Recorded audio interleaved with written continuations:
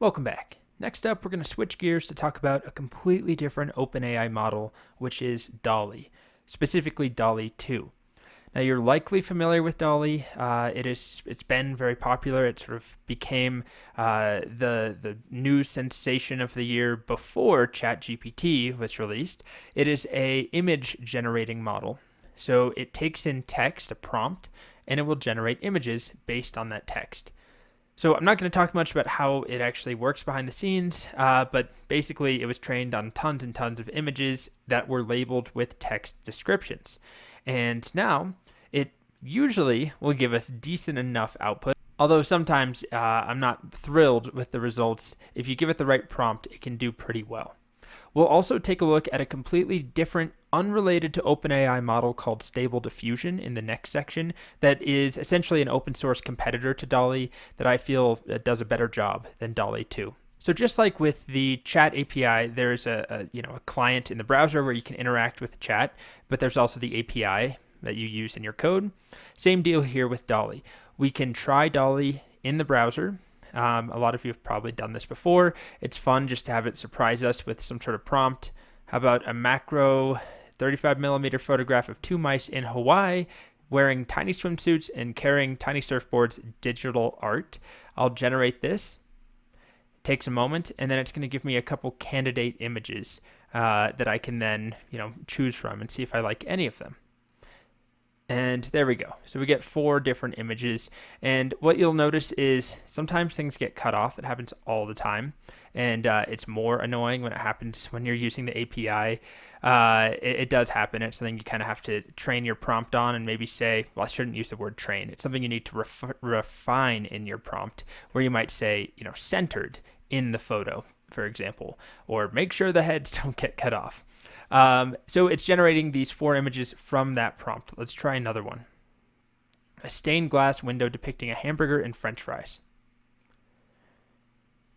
So we'll use it in the browser for fun, but most of what I'm going to show you in this section is how to use the DALL-E API using the OpenAI client. Basically, we'll make requests in the same way that we've made requests using OpenAI.chatCompletion.create. We'll do OpenAI.image.create. And there's some different parameters and rules that we have to understand about how it works, but that's essentially what we're going to focus on in this section. Then we'll talk about Stable Diffusion, an open source and kind of better model that does the same thing. It takes text and generates images. And then we're going to build, or at least I'm going to show you a finished project, a choose your own adventure application that allows you to sort of play an interactive story that generates images and text, and you pick a branching pathway to go down. And we'll do that using DALL-E and Stable Diffusion. You can swap them out and decide which you prefer. All right, so I'll leave you with one more. What should we do last? Abstract pencil and watercolor art of a lonely robot holding a balloon. And there we are. Very, it's got a good job of making the robot look sad and lonely. Very good one here, except they're all getting cut off, or almost all of them are kind of tight and, not enough space. The composition's not ideal, so you can tweak that. Okay, so that's the DALL-E web client where you can try it in the browser. We're going to focus on the API, and that is coming next. I'll see you in the next video. Okay, so next, instead of using the web client to generate images with DALL-E, let's do it using the API. So I'll be using the OpenAI package again for Python, although you could just send a request to the designated endpoint and that will work, but we're using the package, why not stick with it? It makes it much easier. So it's as simple as openai.image.create, and then we specify a prompt. And then we'll talk about size in just a moment. So I have a new notebook where I've imported OpenAI and added my API key in. Now let's try an OpenAI.capitalimage.create. So just like we would do completion or chat completion, same deal here. It's image. And then we specify our prompt. And the more detailed the prompt, the better. Not just about the contents of the image, but also the style of the image, the perspective, the colors. There's all sorts of stuff there. Why don't I try just stealing a prompt from the actual client here? Let's see what this looks like. So far the server has been sort of acting up for me today when I try and use the web app, but it has been working when I've been making API requests. So, oh, it seems like it's working here. So let's just steal one of the prompts from the DALL-E website. An astronaut lounging in a tropical resort in space, pixel art. Okay. And then the next thing I need to do is specify a size. I think it will work if we don't specify a size, but we'll talk about why you probably want to specify a size. Let's save this to a variable, and let's just look at that response. Now, these can take a little long because it's just more involved and time consuming to actually generate an image. But here we are, we get a response, and this response looks different than the other responses we've seen so far for the completions and chat completions. The format's different. Inside of data, we have, in this case, a list, and that list has one element that has a URL. So we can control how it sends the image back to us, but by default, it will send us a URL. So if I just copy this URL and open it up in a browser window, there's my image. An astronaut in a space resort in the style of pixel art, or something like that is what we specified. Now, this URL is ephemeral. They've changed how long it will last, but basically it's a very short period of time. If you came back to this later today, this URL will not work. Or if I came back to this, if you tried to type this URL out yourself, it's not going to work. They don't just infinitely forever store every image that they've ever generated using DALL-E. But that doesn't mean that we can't save the image. It just requires a couple extra steps, which I'll show in the next video. But before we do that, let's just narrow down our results. So let's do res of data 0. Remember, it is a list. And then I'll get the URL out of there. So let's try this again. And we should get a different image. Okay, so there's the URL. And by the way, notice it's only generating a single image for us so far. Just one at a time. But we can change that. There is a parameter, which is n, that specifies how many images it should generate, but I'll hold off on doing that until we talk about pricing. The next thing I want to talk about, though, is size. So we have 3 different sizes that we can generate. All are squares. Only square images. We can do a 256 by 256, 512 by 512, or 1024 by 1024. Now, the smaller images are faster to generate, especially if you're generating multiple, and they're also cheaper. As of today, March 27, 2023, pricing looks like this. The cheapest image to generate is the smallest at 256 by 256, $0.016 per image, up to $0.02, aka 2 cents, per image for a 1024 by 1024 resolution. So I'll show generating a larger one here. The way that we specify the size looks like this. Size, and then as a string, 1024 by 1024. And let's do a different type. Instead of pixel art, let's do digital art. And we wait. And usually you have to wait a bit longer for the larger images. Again, it just gives us a URL that is ephemeral. I open it up, and it might be hard for you to tell that this is a bigger resolution, but it is. This is 1024 by 1024, and this cost me 2 cents compared to whatever it was, 0.016 cents or something like that for the smaller ones, right? 1.5 cents basically versus 2 cents. So it's not a huge price difference, but it is a difference. And then if I want to generate multiple, I specify n. So n is an integer. I don't know what the upper limit is. If we go to the documentation, I'm sure we can find out. If we go to images, this is what I was talking about. You could just send your post request to this endpoint yourself, but it's way easier using the client. It must be between 1 and 10. So 10 is the maximum that we can generate at once. Now, it can be useful to generate multiple because my experience is that the quality varies. And if you're limiting yourself to 1, well, you don't have much choice. It might be good, but it might not be the best image ever. So I think there's a reason that the web client gives you 4. I think 4 is a good starting point. Where like this one is completely cut off. This one's kind of cut off too. Same thing here. This one, neither of these are amazing, to be blunt, as far as the composition. So it takes a lot of tweaking. If you're using the web app, it's easier to figure out what works, because I would probably then add something to this prompt about I want these mice to be centered in the frame and fully in the frame. And, there's things that you could add to the language to try and improve it. But when we're working with just a single shot, n is 1, well, we don't have much choice there. So let's try maybe n is 5.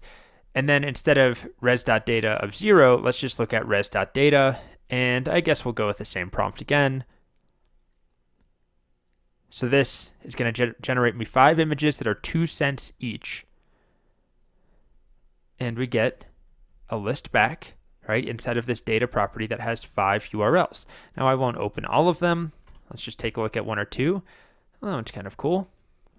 Not sure what's going on with this green stuff, but let's try one more. All right, I like that one. So that's a start. That's pretty much all there is to the API, except for one other parameter I'm going to show you in a bit in a separate video. The next thing I want to cover is how do we actually save these images dynamically, because as I mentioned, these URLs won't last long. Now, they usually last more than a minute or two, but like I said, they've changed the window. According to the docs, they expire after an hour. So not something that you could really count on to be there for very long. In the next video, I'll show you how we can save images. But just to summarize, using the Python client, it's openai.image.create. You provide a prompt. We don't specify a model, by the way, and then a size, although you don't have to specify the size.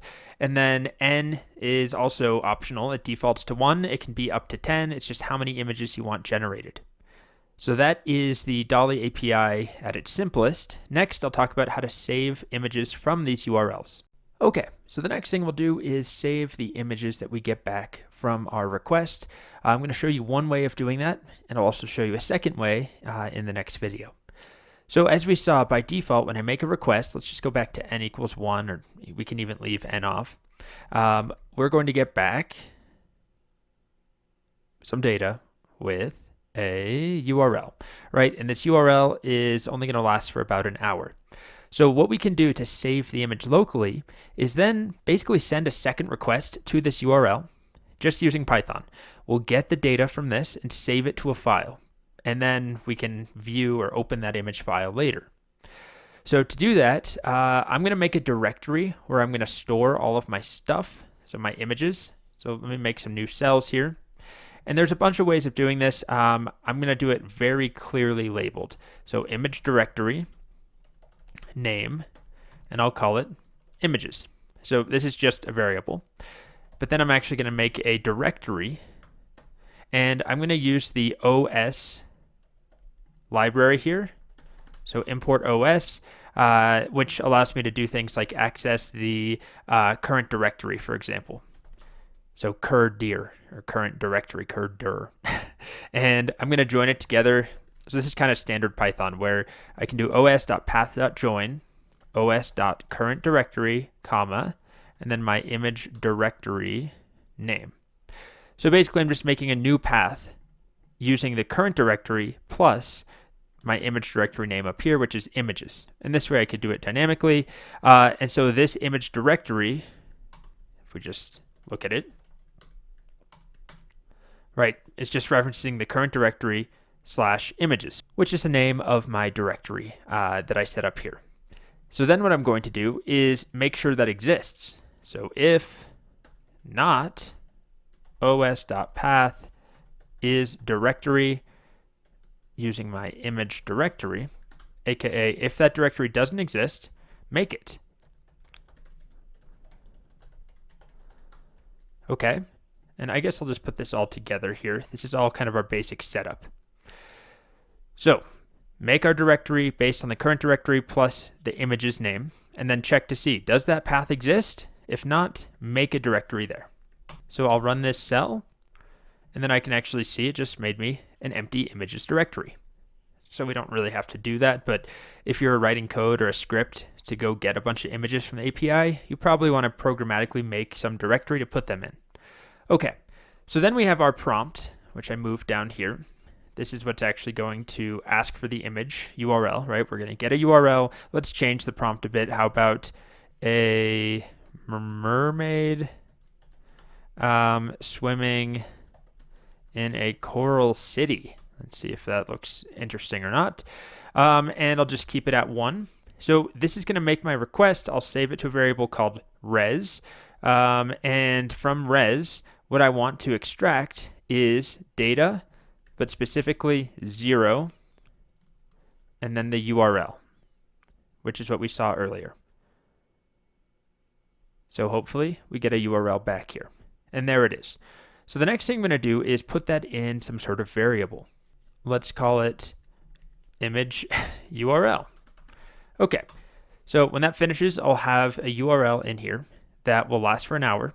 And then my next step is to go and request that URL, download the contents of it, and put that in a new file. So the next step is to start really by making that file. So I'm going to make a new file path. I'll call this image file path equals os.path.join. It's basically the same thing that we just did, where I'll have our image directory that we've already made right up here. And then I'll just specify the name in here for the, well, I can do it dynamically, or I can just call this, mermaid.png, for example. Okay, so that will make me a new file path. And then I have my URL right here for the image. The next step is to go and get that image. And the way that we'll make a request is by using the requests package. So import requests. And request has a method called get. We pass it a URL. So this is the URL we got back from OpenAI. We'll make a request to that. And then specifically the stuff that I want is located in the .content property. So I'm going to save this content, let's call it image content, equals request.get of that image URL .content. So let's run this, run that. Now if we try and look at image content, there's not much to look at. There it is. Okay, so what we want to do is save that to a file. That's our next step. So I'm going to do a with, open, and then I'm going to provide this file path, image file path. Okay. WB, which means we are writing to this file in binary mode. And I'll give it a name as image file. Then I'll do image file.write, and then I'm going to write in the image content that we just got here. So I'm opening this file at this file path, and then I'm writing into it the content that we got back from making our request to the URL. Okay, now when I run that, if we take a look in this directory, images, we now have a mermaid.png, and there it is. Not the best quality image ever from DALL-E, but it did save that image for us.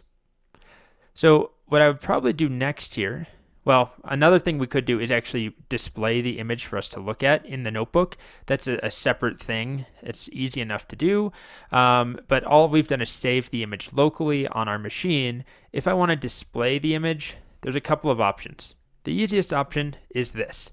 From ipython.display import image, and then I'll do this separately just so that we don't have to import it over and over. We call image, which is what we imported, capital I image, and then provide a file name.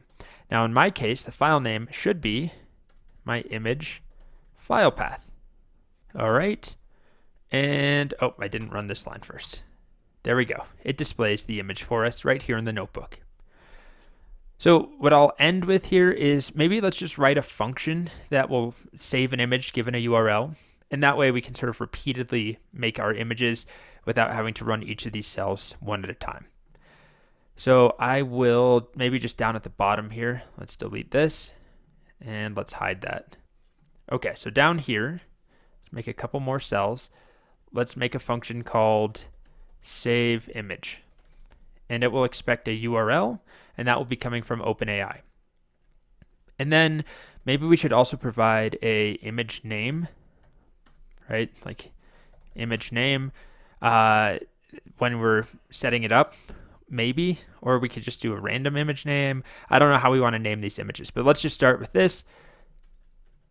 So we'll use images still as a default directory name, that's fine. But then when we're actually making the file, we'll use image name. Okay? So then we're expecting that we're going to get this URL back and pass it in right here. So the next step is to make the image file name, or the file path, right here, right? Image name. Join that together with the image directory from up top.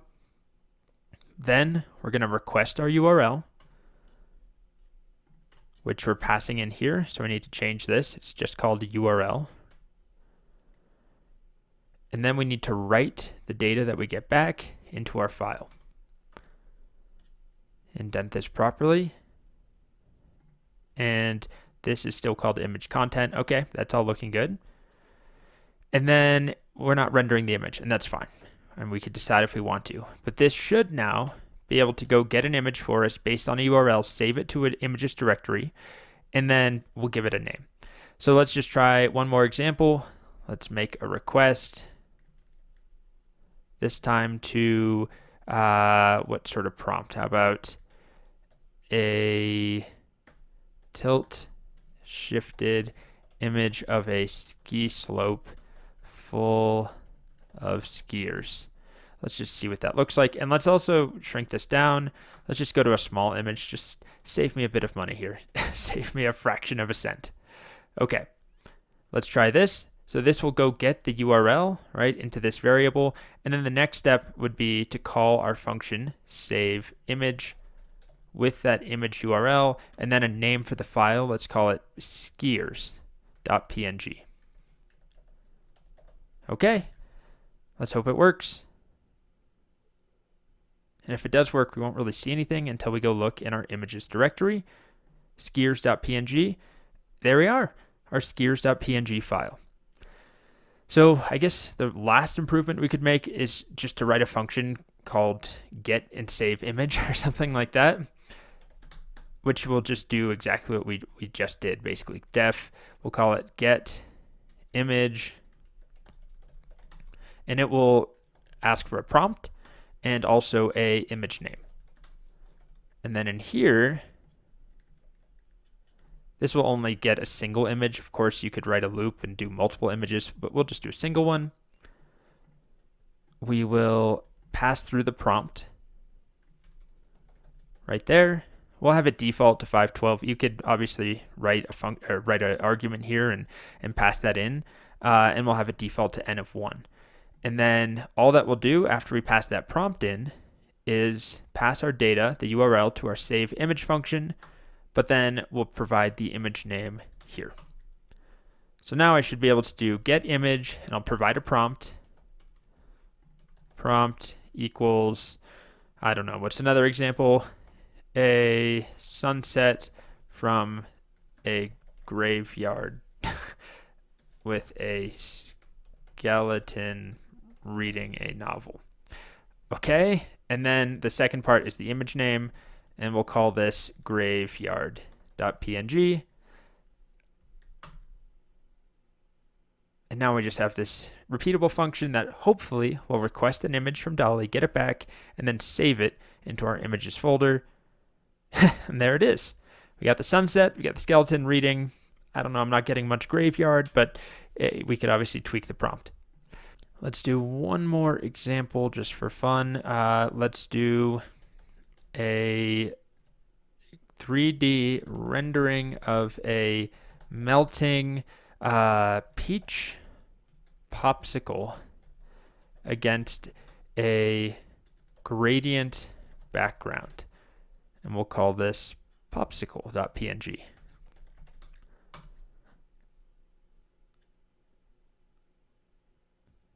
And go back to images.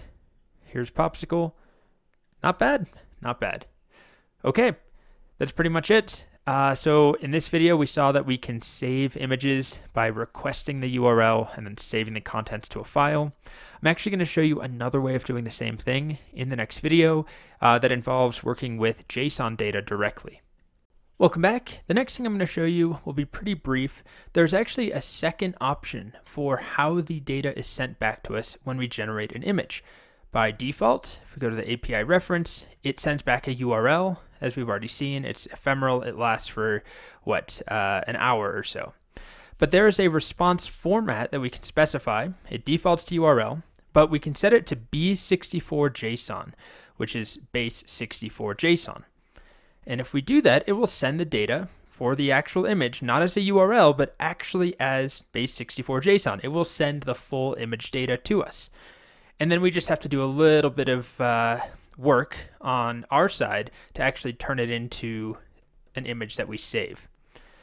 So depending on your use case, it might be preferable actually just to request the data itself. That way we don't have to make two requests, because what we're doing so far is requesting using our prompt, give me a picture of a cat wearing a beautiful hat. And then that takes time. We get that back. Then we're making a second HTTP request to go and load based on the URL that we got back from OpenAI. So the other option, if I guess we'll write a function to do this for us. That's fine. We'll write a function called get and save image. And I'll do that.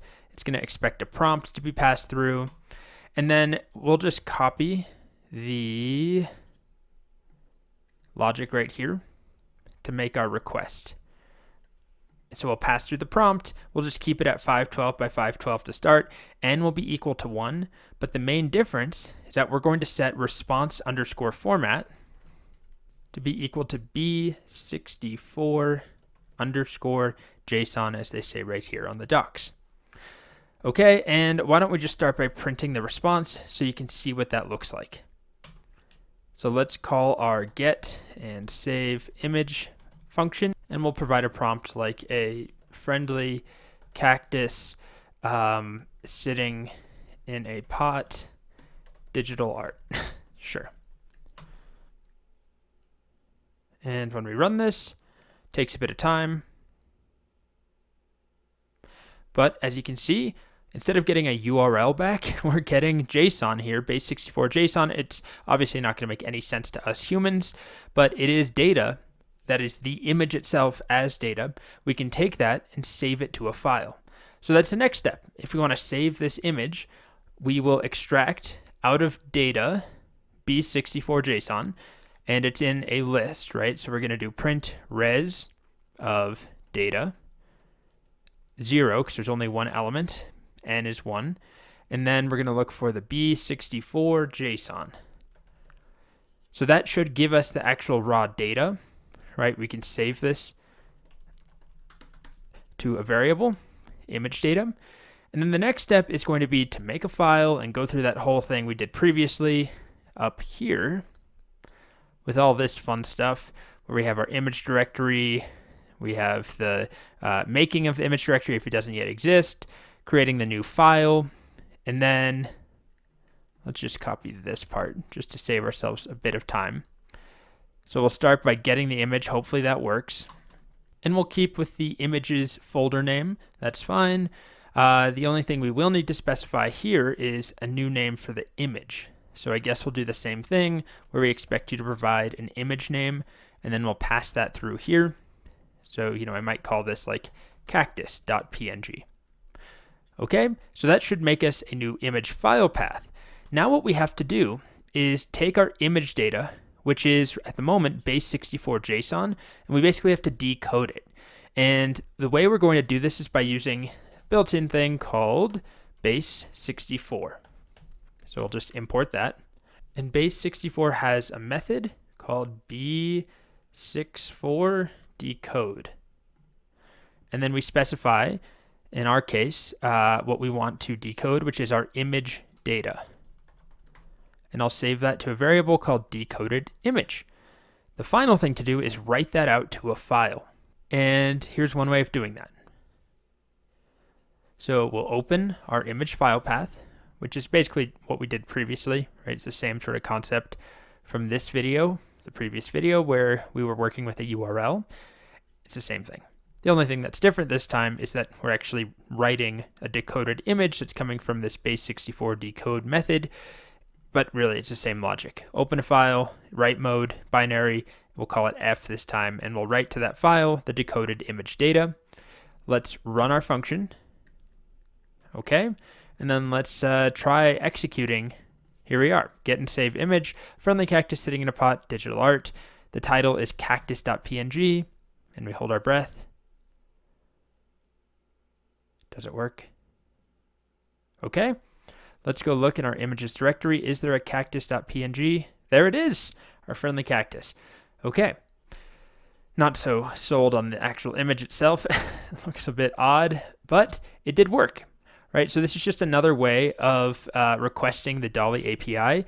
The main distinction here is that it's only one request involved. And as far as I know, this is a newer option that wasn't around originally when the DALL-E API launched. So either one will work, but this I think is a little bit faster as long as you're comfortable. And remember to call the base64 decode function. And in Python, it's super easy, right? We don't have to do anything fancy. It's just a single line to get the image data out of base64, and then we can write it into a file. Let's try one more. What should we do next? Let's do a painting of a vase full of lollipops in the style of Van Gogh. And we'll call this Van Gogh.png. And we wait. In our images, here it is. Oh, looks pretty good to me. Although, still not thrilled when things get cut off like that, but it's fine. We could adapt our prompt or request more than one image, although right now our function is only set up to actually save the first image right here. We could add a loop in and save all of them. The only other thing I would say about what we've learned in this video is you don't always necessarily have to save every image that you're creating. There are apps and use cases where maybe you do want the URL, you're just going to show an image to a user briefly, and there's no reason to save it on disk just to then delete it later. But I do want to show you, and I have hopefully shown you, two ways of saving those images if you do want to use them and save them for later, do something with them. Okay, the next DALL-E endpoint that we'll look at has to do with generating image variations, where we actually provide a specific image and then ask it to generate variations upon that image. So this image could be your own image, or it could be one that's already come back from DALL-E that you like and you want it to sort of riff on. There is one very important restriction, well, two. It has to be a square PNG image. Everything in DALL-E world is square, and it has to be under 4 megabytes in size. And the way that we do this is if we're using the client, OpenAI in Python, OpenAI.image. Instead of create, it's create variation. And then we specify the image that we're trying to get a variation on. So let's try it. I'll go ahead and duplicate our saving DALL-E images notebook because that has some of the functions I probably want to keep. Okay, I'll just rename this DALL-E image variations. Keep all the imports the same, and I'll work with the URL version instead of our base64 version. And the main reason I'll do that is because it means that I don't have to save the file. If I just get the URL, I can open it and show it to you, and we can just prove that it works. So I have my get image, and then I have save image. Let's get rid of some of these cells I don't need. Okay, so down at the bottom, what I'll do is make a few cells. And the first thing we have to do is figure out what image are we going to make a variation upon. And I'll just use one of the ones that came back from DALL-E because they're already squares. They're under 4 megabytes. Let's try the popsicle one. And you can use any image, of course, but I'll do this popsicle one. So the first step is to call OpenAI dot, and then it's image.create variation. And then we have to specify the image itself, as you can see here. And I'll do that using open, and then the path to my image is /images/popsicle.png, I believe. Popsicle.png, yes. And then the next thing is the size. I'll just leave the size alone and use the default. And then I'll say I want one variation to start, just because if I do more, I'm going to have to write a loop to work with all of them. And that should go and get me a new image. And it should return a URL format by default. And it looks like my API key is missing. Let's try this again. I didn't run these. Amateur. Okay. Let's try running this again. Whoops, I forgot to specify that we're reading binary. Try that again. Because it was complaining. I was trying to read it as with UTF-8 encoding. We wait.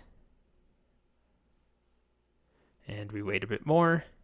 And we won't see much because I'm not actually outputting anything. So let's look at our res here. Okay. So it gave me this URL. Let's open it. And there's my variation. Original and the variation. Okay, so next, why don't we try asking for more variations, like 6 variations. So that's going to return to me a list. It already returns a list, right? Under data, it's a list with only one element. But let's iterate over all of them and save them all. So to do that, right, we're going to want to work with res dot or square bracket data. But then instead of 0, I'll do a loop. And I'm going to use enumerate to loop over the results because I want access to the index. You'll see why in a moment. It basically has to do with naming the files. So I'll do for index, comma, image in enumerate. And then I already have this handy function I wrote called save image, which expects a URL and an image name. So I'm just going to call save image. And I'm going to pass through my URL, which is image square bracket URL, because this represents one image. So I'll pass through that, but we'll have 6 of them. And then I'll pass through a string. Let's do an F string here. That's just, what should we do? Popsicle. And then I'll use a dash. And then I'll put in index. So I'll have popsicle 0, popsicle 1, popsicle 2, and so on. And I need to put .png here. Let's try running it. It will take a little while, especially if we're doing 6 images. Okay, looks like it finished. Let's go to images. All right, we have popsicle 0, 1, 2, 3, 4, and 5. Let's take a look. There's our first variation, our second variation, our third, our fourth, our fifth, and our 6th. Okay, so I just want to show one more example. This time, what I'm going to do is a more common workflow where I'll request initially that it generates me 6 images on a given prompt. It doesn't have to be 6, but let's call it 6. And then I'll pick one to try and get it to go more in that direction and generate variations upon the image that I like. So I'll do openai.image.create. Not create variation, but create. And then my prompt, it's going to be a photo of a white fur monster standing in a purple room. I'll make them small. So 512 by 512. And I'll set n to 6, I think. So we'll get 6 of them, hopefully. Save that to a variable. And I'm going to save all of these images. So for each one of them, I'll save them using the name monster-index. So this is going to go and get me 6 new images, and then we'll open them, we'll look at the one that we like the best, and then request variations on that one that we like. So let's find them. Monster, here we are, 0, 1, 2, 3, 4, 5. Ooh, not the best. Really not the best either. Okay, that one seems like the best so far. Yeah, not a fan of this one. Okay, so what I'll do next, see if you agree with me. Yeah, I think this one's the best. I'll take this, it's monster-4, and then I'll generate variations upon that. So I'll just duplicate this, but I'm going to change what we did here. Instead of image.create, it's now image.create variation. And then I'll keep n set to 6, but I'm going to specify the image itself, which is located at /images/ monster, and I already forgot, monster4.png. All right, and then I want 6 of them. And the only other thing I'll change is down here. I guess, I probably shouldn't reuse the name res, so I'll call this variation res, and then here it's variation res, and then I'll call this monster variation. Okay, let's see if that works for us. I need a comma, and I have to specify we want this as read binary. Okay, that one took a little while, but it did finish. And here's our variations: 1, 2, 3, 4, 5, and 6. So this was the original, and then this was the variations it generated. Good variations, yeah, not bad. Anyway, so you can see how that could be useful if you want to generate variations on a given image, whether that image is generated from DALL-E or it's one of your own images. The main constraint is it has to be square, and it has to be under 4 megabytes. So that's variations. Welcome back. Next, the final thing I'll show you with DALL-E is that we can have it edit existing images. So not create variations, but create edits where it tweaks a portion of an image. And the way we do this is by providing the original image and then a masked version of the original image where we have some transparent area. And it will fill in whatever we specify with our prompt in that transparent area only. And it will try and get it should get it to match the existing context of that image. And the way we do this is by providing a prompt, but also the image and a mask.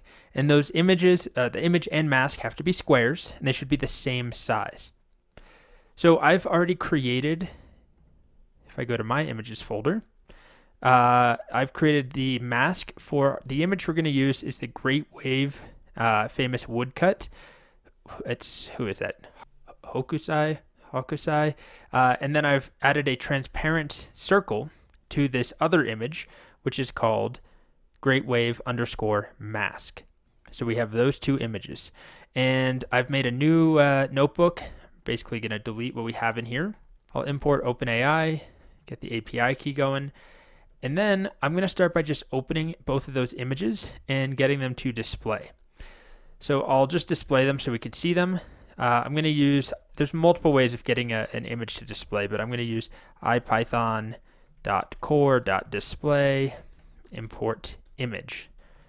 And this image function will then take a image file. So I'm going to open up the first image, which is .images or ./images/greatwave.png. And I'll specify that it's a read binary, and I'll read that file. I'll save it to a variable. I'll call it wave image, and then I'll render it using just in the notebook using image, this function we imported, and we'll set the data equal to wave image. Now it's kind of big, so I think I'm going to also set its width. Maybe just to be 256 or 512 or something like that. Let's do 256. Okay, so there is the original image. Then I'm going to do the same thing for the mask. So that's called Great Wave _ mask. You can download this exact image if you want with the mask, and I'll call this wave image mask. And then down below, I will render that as well. And this will be wave image mask. Okay, so the final thing is to actually make the API call, which will look like this. OpenAI dot image, and then instead of create, it's create edit. And then in here, we specify the original image, which is our variable called wave image. Then we specify the mask, wave image _ mask. Then we specify our prompt. So what do we want to put in there? I don't know. Maybe a surfer, a boat, a fish. Let's try a surfer riding a surfboard on the Great Wave. Let's just see if that will do it. And then after that, I'll say n is 1. That's a default. And then size, these are 1024, so I'll just keep it. I'll go as big as possible, 1024 by 1024. And that will get me my response. And then we'll render the image on the next line. Let's see if that works for us. I'll just preemptively start typing.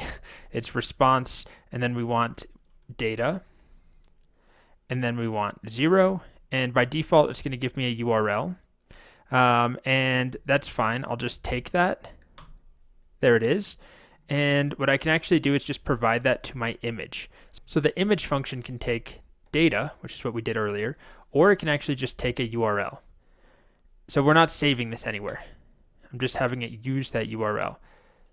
Okay, I don't know how we ended up with 2 surfers, but we'll try, I said a surfer, right? A single, let's try this again. Surfer, riding a surfboard on the Great Wave. Let's try that. I mean, you can tell it worked, right? It only added it into that circle, and it sort of blended with the original image. Let's try again. Whoops. Oh, it's still going. Okay, there we go. Yeah, it's decent.